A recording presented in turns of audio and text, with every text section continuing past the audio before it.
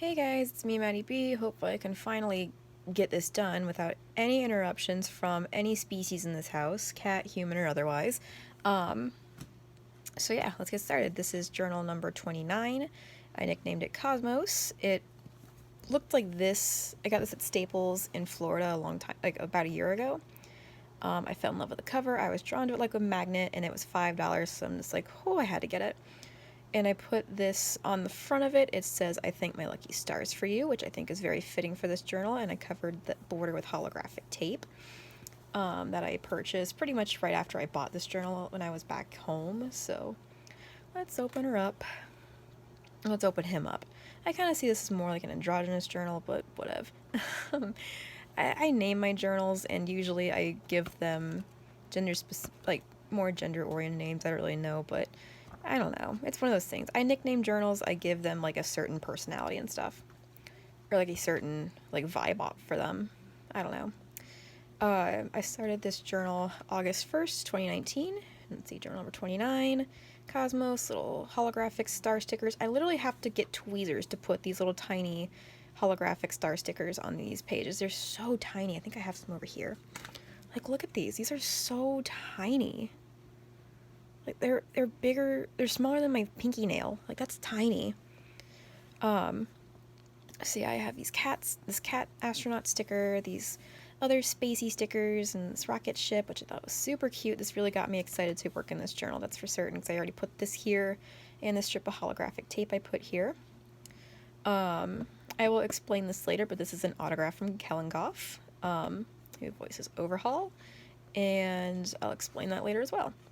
That was my info. I don't care if you see my phone number, just don't text me. So I didn't put my address because I figured if you text me or if you call me or whatever, if I lose my journal, heaven forbid, knock on wood, but if I ever lose my journal and someone calls me or texts me and they don't want to establish a meetup point, I can just, I guess, give them my address and stuff. But yeah, like if they can't somehow like meet up with me, like, or I'm in a different state or whatever when I lose my journal. So this is my calendar page for August. Not a lot, just a couple of appointments. I had a oral surgeon follow-up because I got my wisdom teeth pulled in my previous journal. A surgical consult, and I think a regular doctor appointment this day. I don't remember. But yeah, mostly it's just my work schedule and stuff. And then this was kind of a goals for the month, but also like goals for just the entire journal. I'm not going to be talking about much because I feel like if I prolong it, the worst will happen. So if I do have a really wild story to tell you, it'll probably be more in the September part, like in the September half of this journal. I did get really big. I did kind of get back into like anime and stuff like that. And like visual novel games and stuff like that, which is, I used to love that stuff in junior high school, but I was pretty cringy with it, and I think it was an unhealthy obsession at that point, so I kind of dropped off of it for a while. And yeah, I'm getting back into it, and I do have my like over the top moments, but pretty much it's only with the privacy of my best friends. So we go hardcore geek together in private, but when we're out in public, we won't really go like full geek. So we know there's a time and a place for it. And yeah, this day was the worst. I was supposed to leave work at 7 o'clock, or roughly around 7. I did not clock out until like 7:45, and I did not actually get home until 8:45 because one, my coworker was so incompetent. She prevented me from leaving on time because she just can't handle any of the work that we give her. And two, when I did finally clock out at 7:45, I had to figure out a ride because my mom was asleep and wasn't answering my phone calls to try to wake her up. My stepdad was not able to answer his phone for whatever reason, and I had to end up calling my dad. I'm just like, I just want to go home. Like, I was a crying, sobbing mess because I was so angry, and yeah, all because of one coworker. So, this was me just talking about the other coworkers. I was just really ranting and like tearing the coworker that nobody really gets along with or likes, a new one, and I was like writing about the good ones, like the ones that I actually care about, like my actual work family and stuff, like the ones that like, do their job, can do it right, or for the most part right, and all that stuff. I don't know what bit me with a pink bug, but I did a pink, feathery, smoky, rose petally backgrounds. Like I kind of think of like, I don't know. I feel like it's like a cartoonesque version of an aphrodisiac with this. Like I don't know what the hell happened with this. But if y'all want to know how I did this, let me see if I still have that little one for demonstration over here. Well, there goes that. Okay. So what I did was, just to explain, because I don't think I have I had these over here for my previous attempts. Here it is. And then the other thing. Oh gosh, where'd it go? I had him. His neck was under my hands and I had him. No, I'm kidding. I have been in a mood. I have been in a mood for Broadway. I've been in a mood for spooky. I've been in a mood for everything. So yeah, essentially what I did was I took a small tiny ink pad like this. I kind of like rubbed it on it and I applied some pressure to kind of darken it up, but not a lot. And I just kind of made this like, smoky look to it. I do have the one I actually used for this here somewhere, but I'm trying to clean off my table, so things are kind of a mess. But it was it's not this kind in particular. It was a Versamark watermark ink pad called Frost. You can't really see it on camera, but there it is. There's some. It has like a shimmer to it, so that's that Frost watermark. So it's gonna cover it in glitter, but not like distort the color. So it's really, really nice. And also these little rose petal bits are from like a sticker, like a flower petal sticker roll I got at Walmart. So now you know how I did this. Just a lot of writing about just work and stuff that's just going on in work and all that jazz. And okay, so this day I'm actually going to skip this set of pages because there's a picture that I got out of a magazine and I don't want to get in trouble for like indecent pictures and stuff when it's just a picture of doodle-esque boobs. So better safe than sorry. So if y'all really want to see it, I can post it on Instagram. So I don't even know if Instagram will allow it, but anyway, so this day I went to go see a plastic surgeon for a breast reduction, or like a breast reduction consultation, because I had a referral from my doctor and I was able to pick out of anybody on this list for my insurance, and I had to call them and ask who I could call or like who they recommended. So the lady just ended up giving me almost the entire list. So I kind of went with like the first 6 or 7. Like I pulled out the first 6 or 7 that I found that were 1, board certified, 2, covered by insurance, and like were relatively closer, like within an hour, or like about an hour away from me. So this was actually the first person I actually got an appointment set up with, even though it was like months in advance to like this point. Like I think I asked for an appointment like in June, I think, something like that. Like it was a crazy long time, and they were like, you have a referral. Did you ever get a hold of someone? And I'm like, yeah, it's just there was like they were on vacation, or they were having like, they were not in office until like August. So they're like, oh, okay, that's fine. Just a little confused there. So yeah, I'm just gonna flip this page really quick so I don't forget. And so she was telling me like, this is a woman doctor, by the way, and she was saying like, this is what would happen. She showed me photos of befores and afters of previous clients, and like this is kind of like what they had done, similar to yours, but yours is going to be slightly different. This is about how much I removed from some of these clients.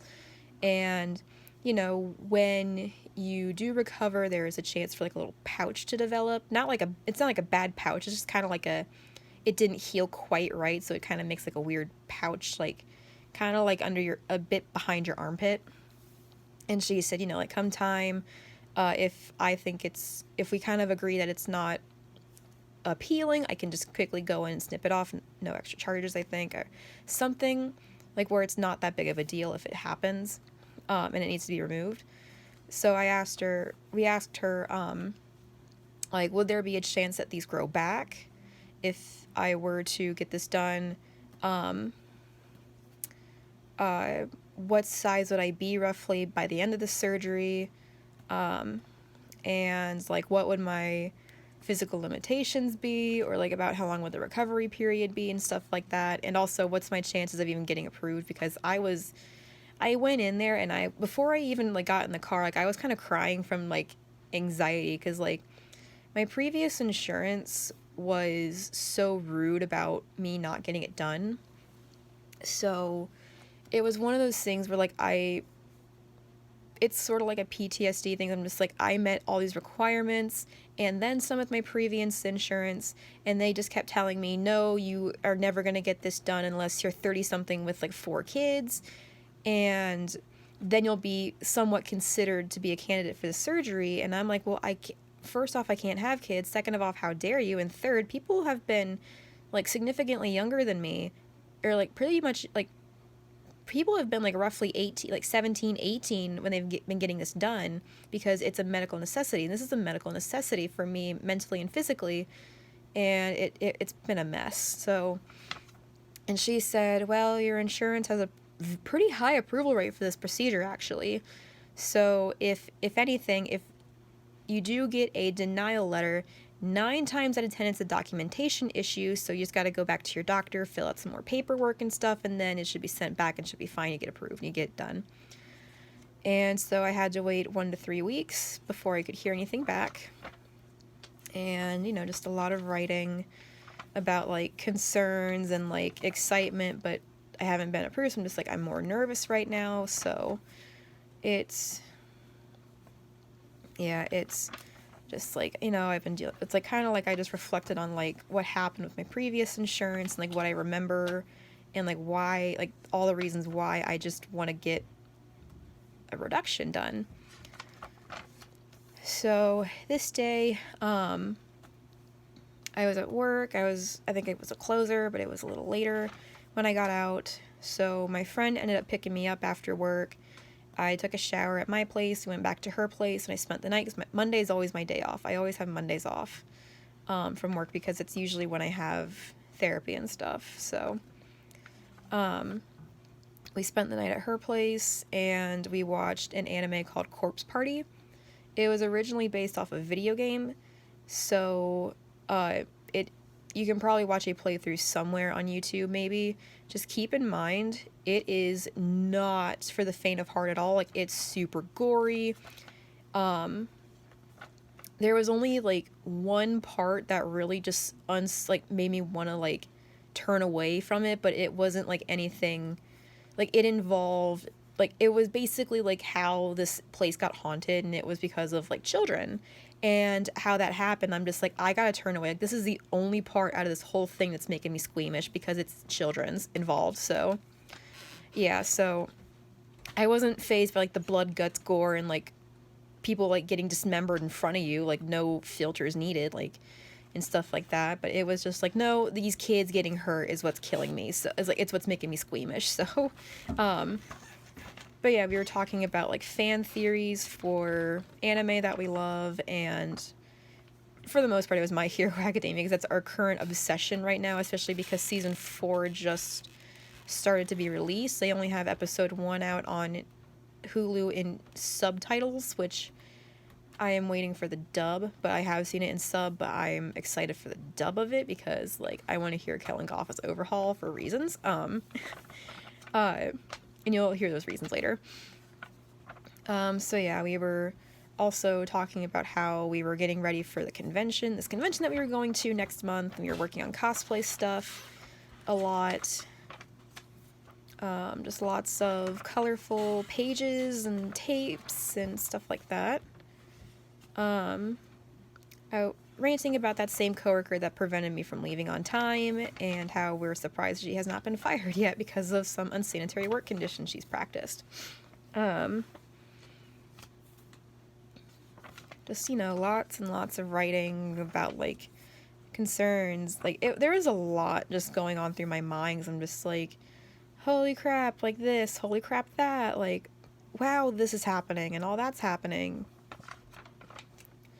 And this day, I went out with my mom. We had, like, a late lunch, early dinner at Wendy's. We just wanted to go out a little bit just to spend some time together. Just like, I miss my mom. Like, I want to spend time with my mom. I feel like I don't see you enough. So,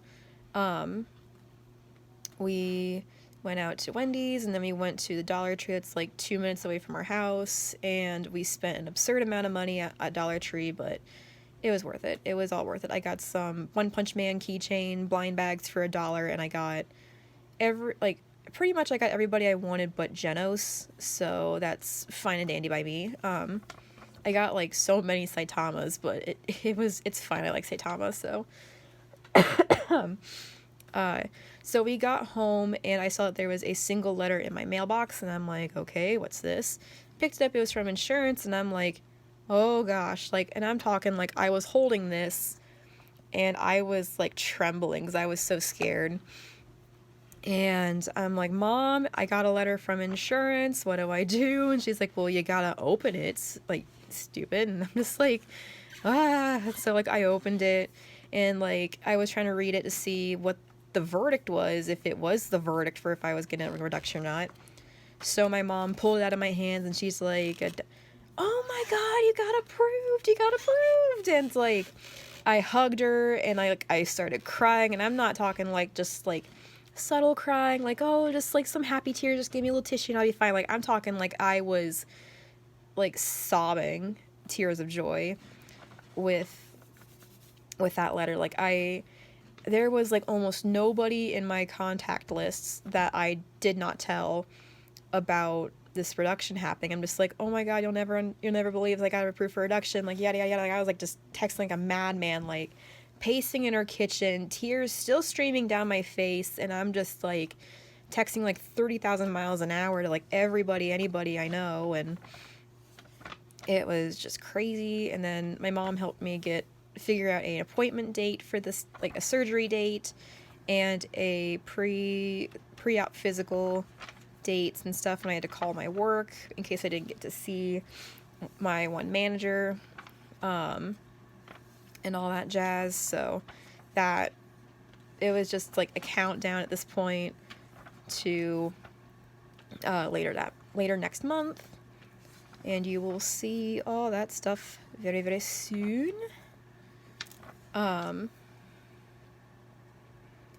Oh, this was when we got a temporary new cook, and nobody liked him because he was apparently the highest paid cook, but he had no skills, so we were all scratching our heads at that one.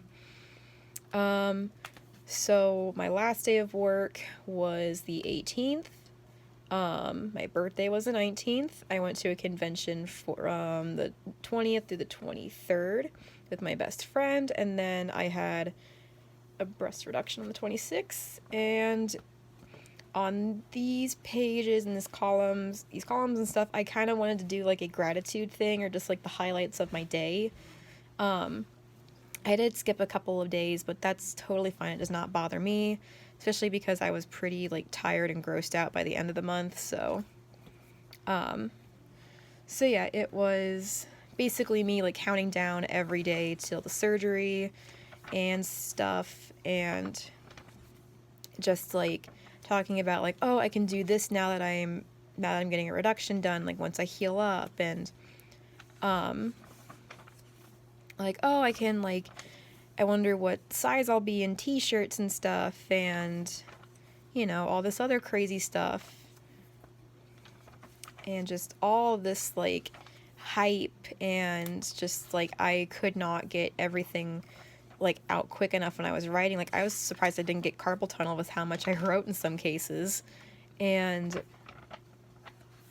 yeah, like I was just talking so much about like, oh my gosh, like I can do this now. Like, I can ride the Banshee at Kings Island again without being able to get sat on to get it to click once, and I can breathe while I'm on the ride. Because like that was one of the things that embarrassed me the most, was that I love roller coasters, but if it had the over-the-shoulder harness, 9 times out of 10 I could not ride in it because my torso was so large it would disrupt it. Like, so I'd have to, like, the last time I rode Drop Tower, which was like 4 or 5 years ago, I'm saying, like, it's a long time since I rode the Drop Tower or Banshee at Kings Island, because the last time I rode Drop Tower, I was so top heavy that it took 2 employees to, like, basically sit on this harness to get it to click just once. And during that whole ride, I could barely breathe. So I'm like, okay, I can't ride this anymore. No one can get me on that ride if they pay me. Because if I die because I can't breathe on that ride, like, that's my fault because I know of my limitations. So, and same sort of thing with Banshee, because, like, I don't understand why they have, like, that vest piece in the harness. Like, it's the over-the-shoulder harness, but it's also, like, a vest piece that they have on it. I don't understand it because I definitely can't breathe on that ride when I rode it the first time and last time. So, yeah, it was crazy. So I was just, like, gushing about, like, oh, I can ride all this, I can do all that, I wonder what size I'll be in bras and shirts and stuff, like, would I have to get rid of all my wardrobe and all this stuff. So this was my birthday. I didn't really write much because I didn't actually do much. I actually went out to lunch with my grandmother, a friend of my dad's side, and my dad. We went to a place that I really, really love to eat. And after that, I went home. I got my hair touched up because my roots were showing so bad. And I'm like, I need my hair dyed, like, right now because I'm going to go to a convention. Going to go to a convention tomorrow and spend the night with my friend for 3 days. And one of my costumes involves my real hair. So, yeah, it was one of those things where it's like, okay. So I was at my friend's house and we were finishing up parts of her cosplay, and she has a cockatiel, and this was his clubhouse, and I was working on her tail, like a part of her costume with her, and I noticed that her bird was, like, poking at, like, trying to pull the support beam for this Barbie, this little Barbie tent that he has called for his clubhouse, and I'm like, he's trying to like demolish the clubhouse from the inside. So we literally dropped what we were doing and just watched him, and it took him, like, 4 or 5 minutes to get that done, and then it collapsed, and we just lost it. Like, we were crying, laughing, and she went over to go, like, check on him and make sure he wasn't hurt or anything, and she heard him go, "It's okay," because he can say it's okay, but it's just it's okay. So we heard that, and we had to take a minute. It was so dumb because, like, this thing collapsed in on him because he was still inside. Oh, it was awful. Alright, so that's my cat. She's having, like, a bit of a sneeze or cough fest or something. I don't know. If you can hear that, I'm sorry. It's not really gross. It's just kind of like she's just struggling a little bit.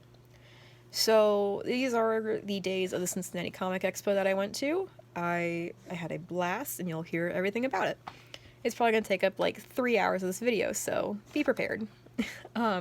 So day 1, my friend and I went in casual clothes. Some nerd gear. She was wearing a My Hero Academia villain shirt, and I was wearing, like, a Little Mermaid-inspired outfit, because one of the guests for the convention was Jodie Benson. So I posted this picture on Instagram, as y'all saw, and if you do follow me on Instagram, I posted a picture of us, or this picture of us, and I tagged Jodie Benson in the caption section of the picture. This is also our weekend pass, by the way. I don't know why it was, like, a really chintzy, cheapy thing, especially because we were wearing, like, bulky costumes, or we were wearing, like, pretty crazy costumes and stuff, so yeah, we got there super early because we weren't too sure how this was set up, so we ended up just kind of sitting there in the convention building before the event actually started for, like, 2 or 3 hours.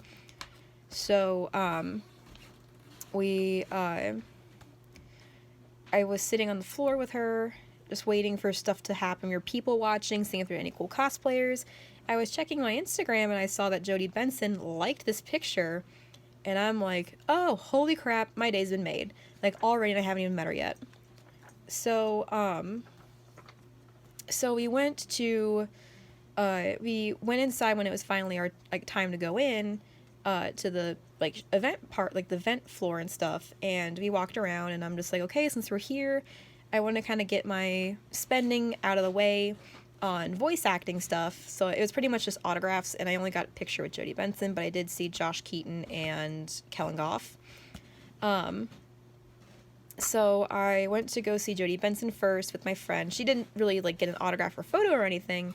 She just was there so, like she could help me out if I needed it and stuff like that, and take this picture and stuff. She did take this picture. Thank you, Wild.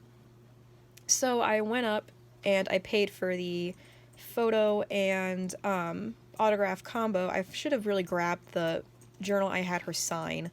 It's a journal I'm going to try to use in the future, like for the summer. And I went up to her table and stuff, and I was waiting my turn because, there was a couple of people in front of me, and they were getting their pictures taken and stuff, and, getting stuff signed and talking with her. And I went up to her, and she looked at me, and she said, "You look familiar. Did you post a picture on Instagram and tag me?" And I'm just like, "Oh, yeah, that was me. Like, I didn't mean to, like, be weird or anything." And she's like, no, you're fine. And it's just, like, I thought it was kind of cute. So she, not only did she, like, remember this and liking it, but she also recognized me from the picture. So, like, I, like, ascended a little bit, just a little bit. My friend had, like, pulled me back down by, like, a balloon tether. And I had her, sign the journal that I customized with Little Mermaid stuff on it. And she's like, did you make this? I'm just like, yeah, I just customized this other Disney Store notebook. And she's like, oh, this is so pretty. Like, I love this. I'm just like, she's so nice. And, like, I was going to ask her, like, something about her career, but I ended up asking her how her family was, because I know one of her kids goes to UC Cincinnati, which is just, like, so cool. I mean, I'm just like, why would anyone pick to come here? So I asked her, like, how she was doing, how her kid was adapting to college, and she said that, they were loving it, they were just homesick, so she went to come visit, and then she saw the billboard for the convention, and she said, that sounds interesting. So she called her agent, and then she managed to squeeze in, and then here she was, and I'm just like, well, that's awesome. Like, I'm glad she's adapting, like, your kid's adapting well and all that stuff. And it was such a pleasure to meet her. Like, I feel like I was not worthy. I felt like I was just far from worthy.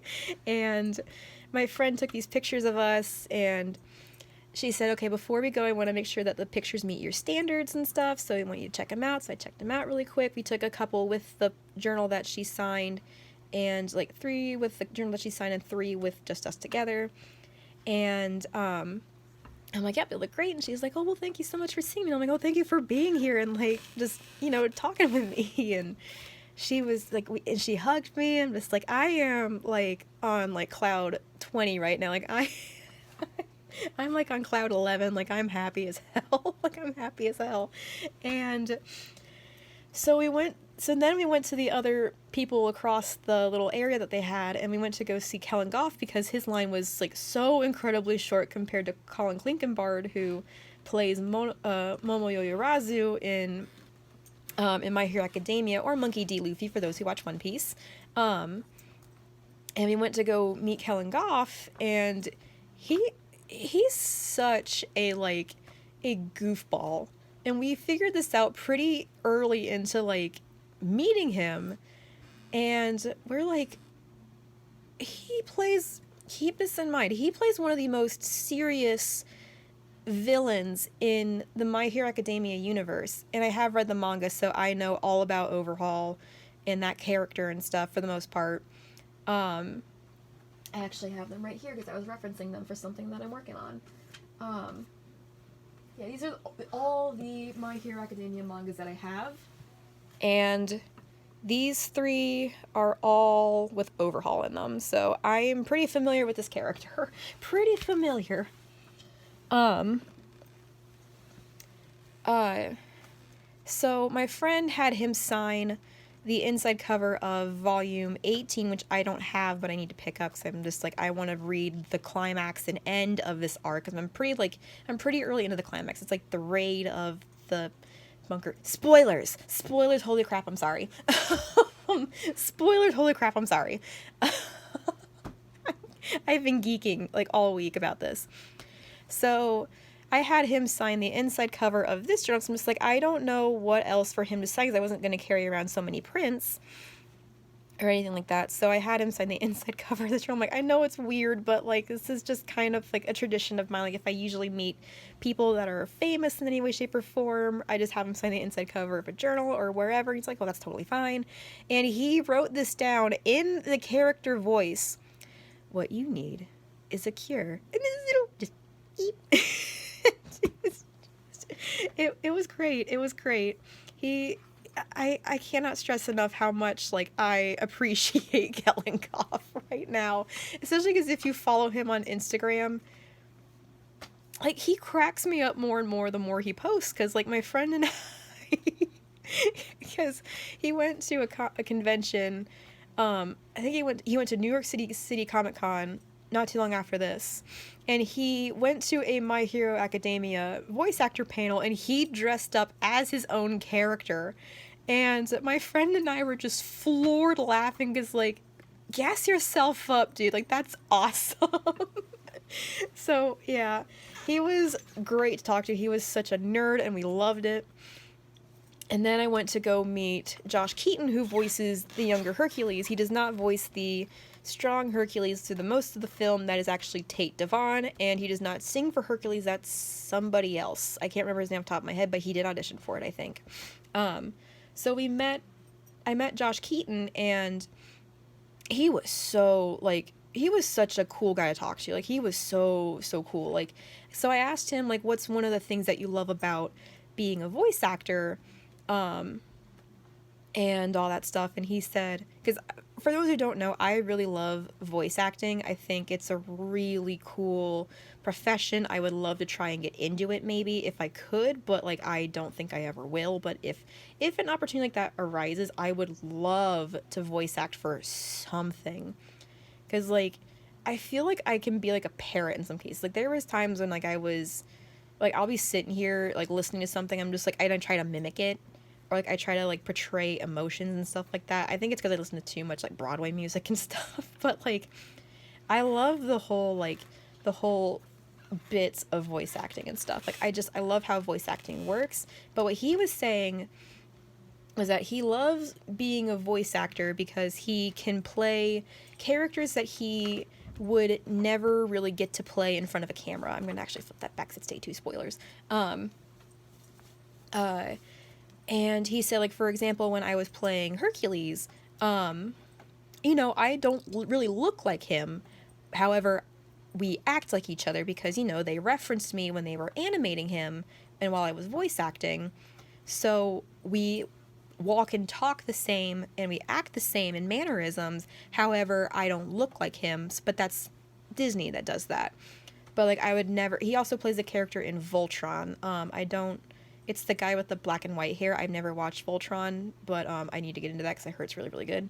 But he's like, I would never get cast to play this character from Voltron because, you know, I'm not like, I don't look like him at all, but I can give him a different, like, I can be him in a way that I never thought I could.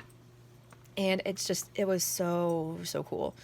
So, day 2, my friend went as Damien LeVay from Monster Prom, and I went as Mareep from Pokemon. So, you know, I put, like, little pictures and stuff. I can actually explain how I got these pictures and stuff. These are really, really cool pictures. Like a cool printer that I got from Target? I think I got it from Target, and I got some film from Target as well. Sorry, I had a hiccup.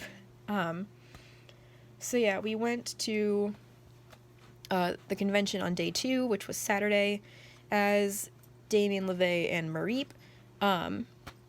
My friend kept getting mistaken for Hellboy, and I felt so awful, because I'm like, yes, you're a Hellboy, but you're not the Hellboy. So, because Monster Prom is a game that, you know, I can praise and request that people play to high heaven, but it's a select taste. It genuinely is, but it is a genuinely fun game to play if you like parodies to dating simulators or visual novels in general. it's a riot to play, especially if you have someone else to like read the voices with you and stuff. It's just hog wild. So people were like raving over my Mareep cosplay, which I never thought was gonna happen. People actually took pictures of me too, and I'm just like, I keep scouring Instagram to this day to figure out if people posted any pictures of me, but you know they did not. So I'm just like, what did they do with my pictures? So yeah, I kept getting mistaken for Ampharos, which was, you know, fine by me. It's the same evolutionary line, but I don't I didn't have like, you know, that gem on my head. I didn't have the stripes on my neck, and I had like blue and white freckles on my face. So I had this puffy blonde hair. So yeah, I'm just like, how am I mistaken for Ampharos is beyond me, but it's close enough, so I'm not mad. At least they're not saying I'm flaffy, because if they are saying I'm flaffy, I'm like, okay, you need to check your colors. I'm not pink, and this tail ball's not blue. I actually had my tail working and everything. It was on the entire day, and it was perfectly fine.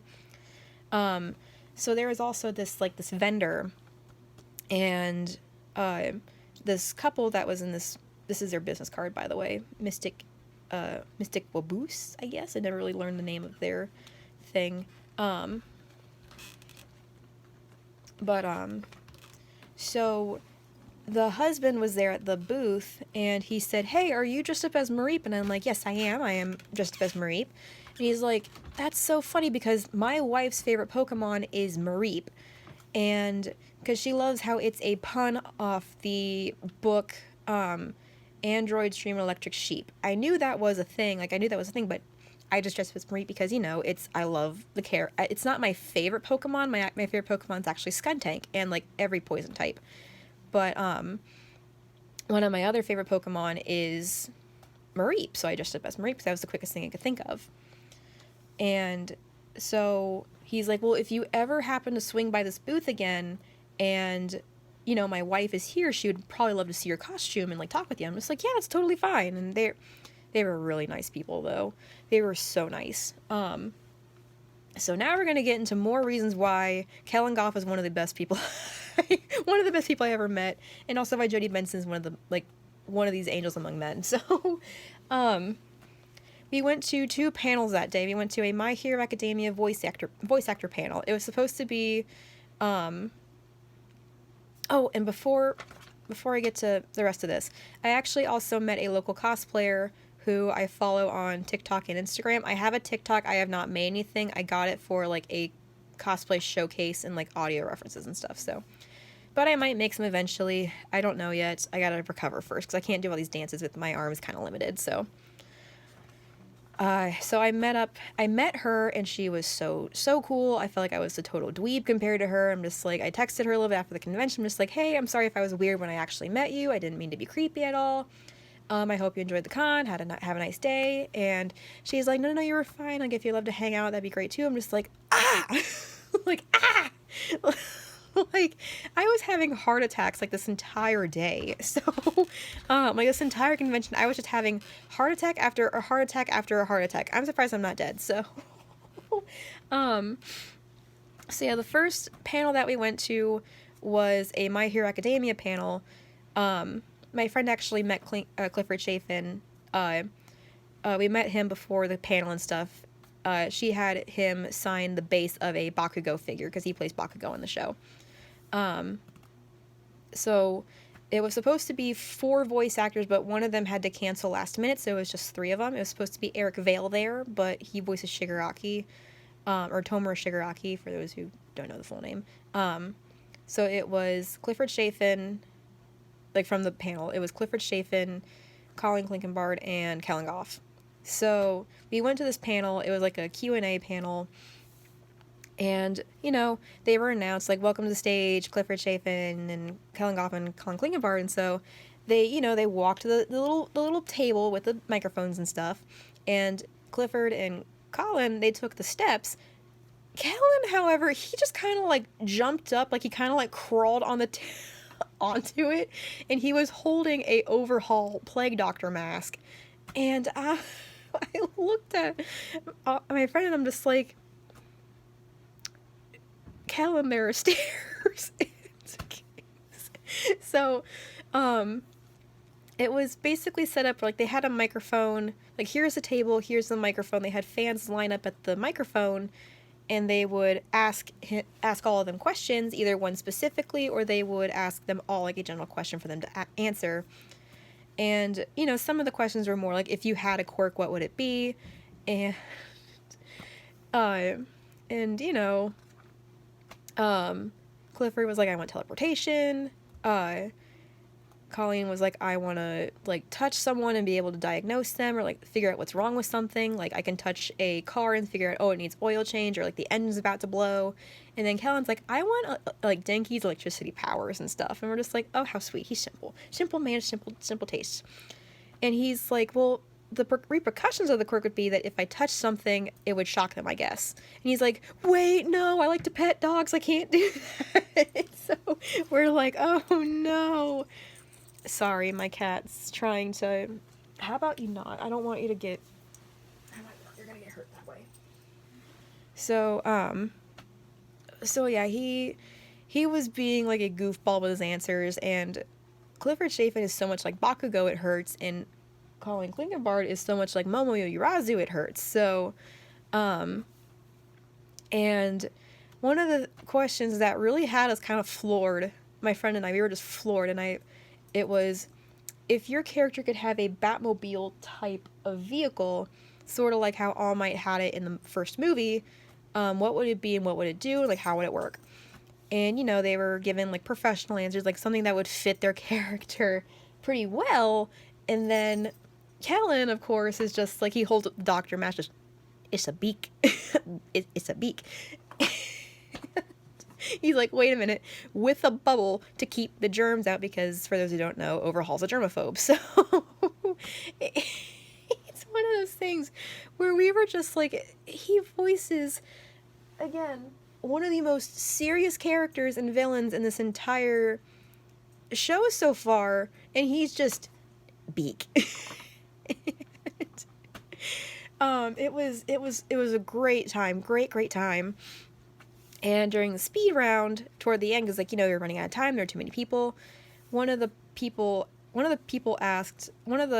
fans asked, who's the worst villain and why? Without a moment's hesitation, Clifford Chafin buzzes in and says, Mineta. So, literally, everyone, Colleen, Kellen, myself, my friend, everybody in that panel room erupted in laughter because of how accurate that was. So, yeah. So that was a great time. That was a great time. And then the panel immediately after that was Jodie Benson. It was a Jodie Benson interview panel.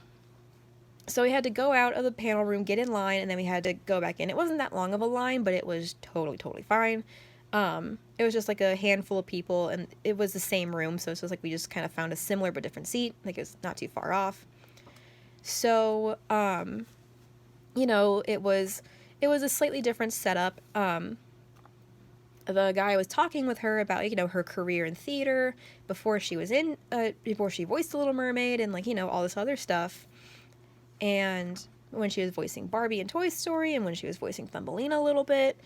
And then he's like, okay, so I'm going to go walk around the audience, and whoever wants to ask you a question can raise their hand, and I'll do it kind of like a talk show host style. So, she, was asking questions, and they were, like, she was being asked questions, answering them, and then I raised my hand because I never got to ask her the question I wanted to ask her when I met her.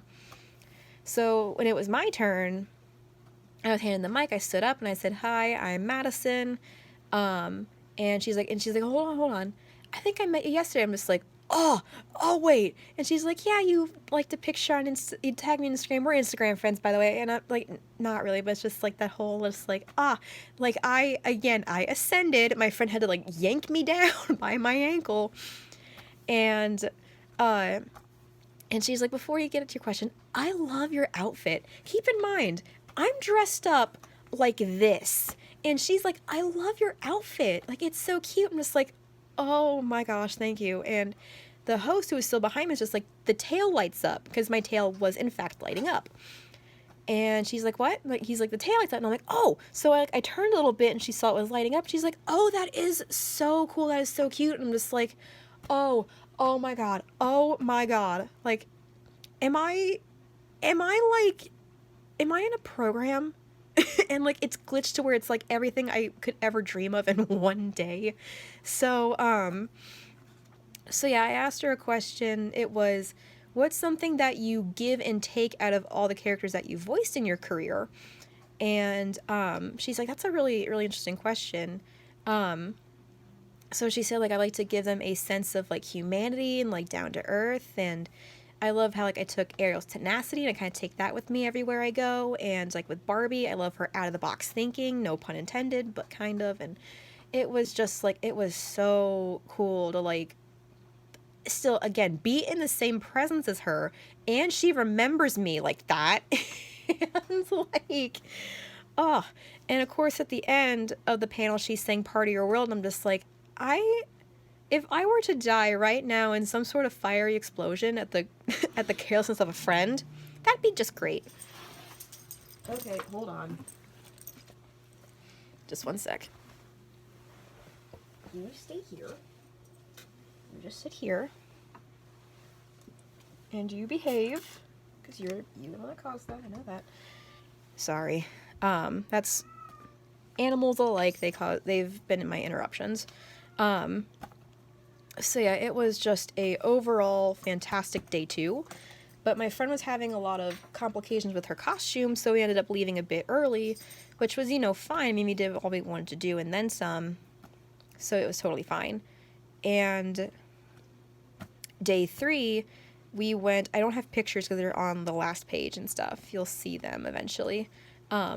So I joked with her the night before, and I said, okay, so we're going as 2 characters from Monster Prom, and I will cry laughing if we get recognized more as these characters from Monster Prom than you did yesterday, because only one person recognized her as Damien LeVay from Monster Prom, and he actually cosplays as Liam D. Lioncourt from the game.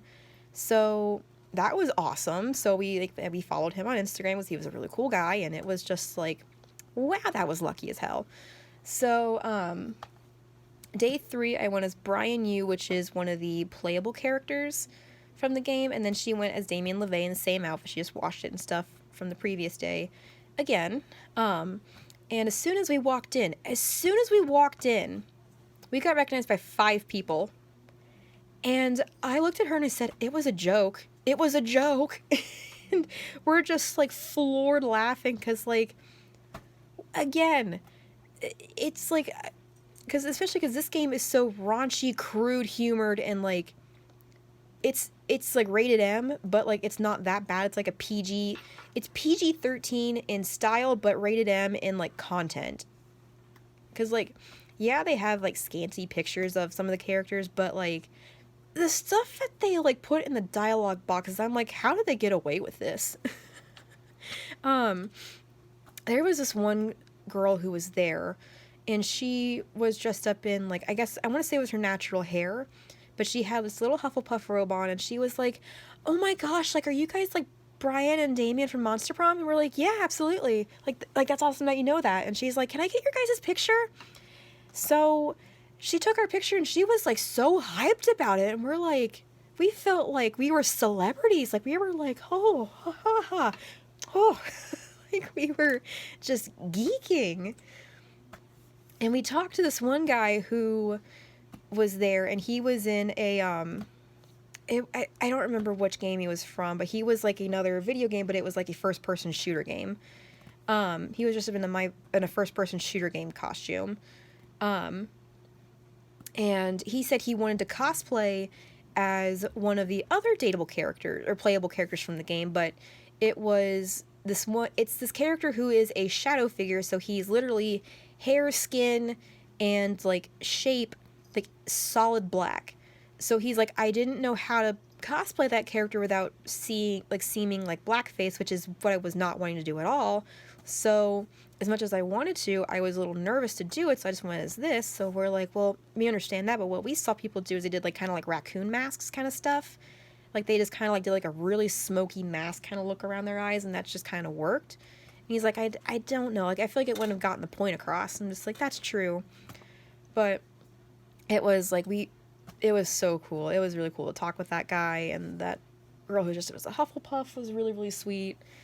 And just, it was a good time. It was a great time, man.